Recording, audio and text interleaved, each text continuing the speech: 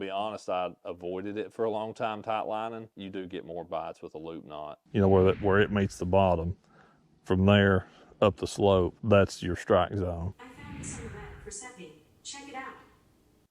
I don't know what Siri's talking about back there, and she always likes to chime in and give her 2 cents worth. Jenny never watches these, so I don't even have to worry about her seeing it. So somebody else will tell her, though. All right, so the baits we picked for this month,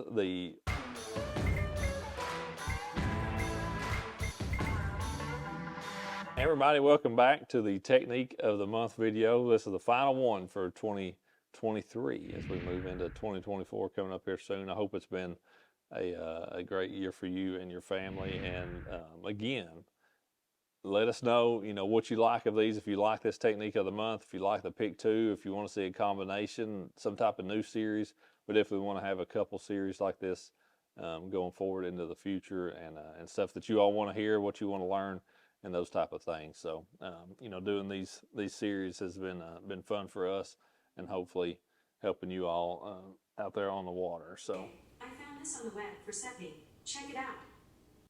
I don't know what Siri's talking about back there. I did not mention her in any way. She's just such a creeper, and she always likes to chime in and give her 2 cents worth, as any good female would do. Love you, babe. Jenny never watches these, so I don't even have to worry about her seeing it. So somebody else will tell her, though. All right, so the baits we picked for this month, the Bass Pro Shad Bod on a VMC Moon Eye jig head, as well as a Rapala Shad Rap. For those two baits, both of these, it wasn't truly intentional that they both had shad in the name of them. And that's a crawfish colored shad wrap, so that bait's obviously confused. But really wasn't intentional that I picked both these baits to have shad in the name, but it is pretty fitting for the month of December. Once you get to this time of the year, water temperatures have definitely cooled off some, and those fish really focus in big time on bait fish. This is the time of year when those fish are gonna really be feeding pretty heavy. I think people discount it. They think that happens more so in October and November, that those fish feed up for winter. In my part of the world here in East Tennessee, I feel like it truly happens as much, and those fish fatten up as much in December as they do any month. I really think that December and even January is when those fish are able to actually build back up some mass, because the water finally gets cool enough that they can overcompensate in what they're eating to kind of bulk back up some. And I certainly, you'll see that in fish this time of year. They tend to get bigger and fatter and healthier kind of as the month goes. But for me, the big difference in the shad wrap versus the shad bod, kind of going to be number one, the places I fish them is going to be a big difference. But really, even more so than just the exact places, it's really a part of the lake deal. I look at Douglas as a great example. Typically a very different fishery end to end in the month of December. The water's drawn down a good ways, usually at least 30 feet. And, if you've watched any of our stuff from Black Friday videos, or, the video that I did fishing with my buddy Daniel Keys up there in December, caught a lot of fish on a shad wrap. And that's, on the upper half of the lake or so at that point in time, with the lake drawn down as much as it is. The lake's pretty small usually, but that upper half is going to have a lot more color in the water, and typically a lot colder water. I've put in at times there at Dandridge Bridge, and the water be 55, 57 degrees. You round the corner, get up around Indian Creek, and it'd be 45 degrees. I've seen it many times be a 10-degree difference in water temperature in that 5 or 6 miles of the lake. It drops very drastically. Those fish don't all swim down to the warmer water by any means. There's a lot of fish still up there in that 40-degree water, if you know how to fish for them. And that's a place where it's dirtier and it's colder, and I tie on a shad wrap. That dirty water, those fish will get up pretty shallow, even though it's cold, and that shad wrap can definitely be the way to catch them. You could go down the lake on the same exact day where the water's a little bit warmer, definitely clearer, and you're going to want to fish something more like that shad bod. Getting out in those hollows and on those points and stuff where that bait is out in 10, 15, 20, maybe 30 feet of water.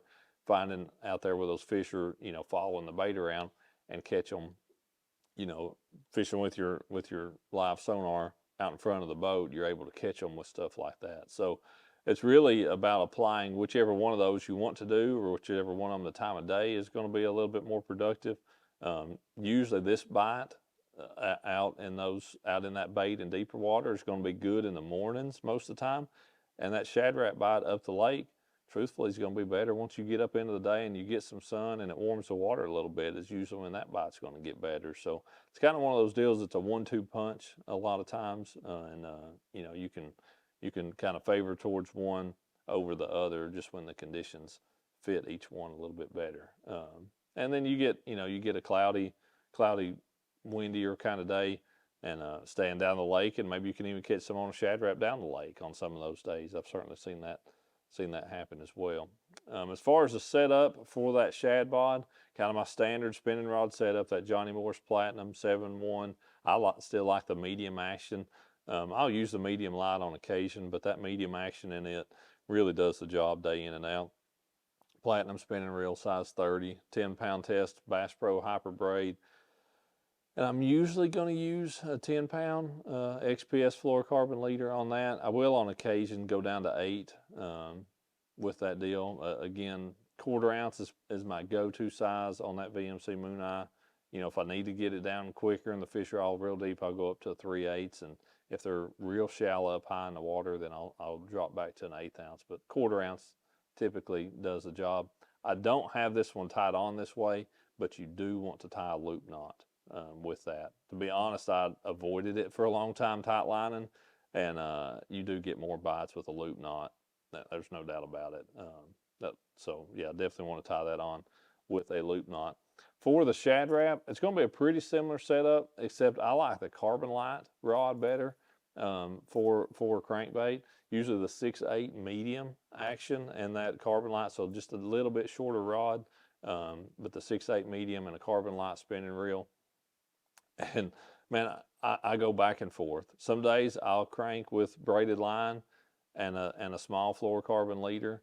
Some days I'll just crank with straight fluorocarbon. If it's a really cold day and your line's going to be freezing up in your rod and stuff, it's hard to use braid. It just is. But if it's temperatures are a little bit more mild, you can get by with braid and do really well with it. And it feels, man, that shad rat feels good on braided line. You just want to make sure not to set the hook too hard, too fast with that. It's the only time I've ever done any cranking much with braided line is on that shad rat on occasion. And like I said, I've had good success with it some, but fluorocarbon is a little bit more forgiving, no doubt about it. But that 6/8 carbon light spinning rod, medium action, is definitely the rod to go to with that shad rat. But man, that's a great way to do it. Go up the lake, fish a little bit more colored water where the fish are going to be living shallower.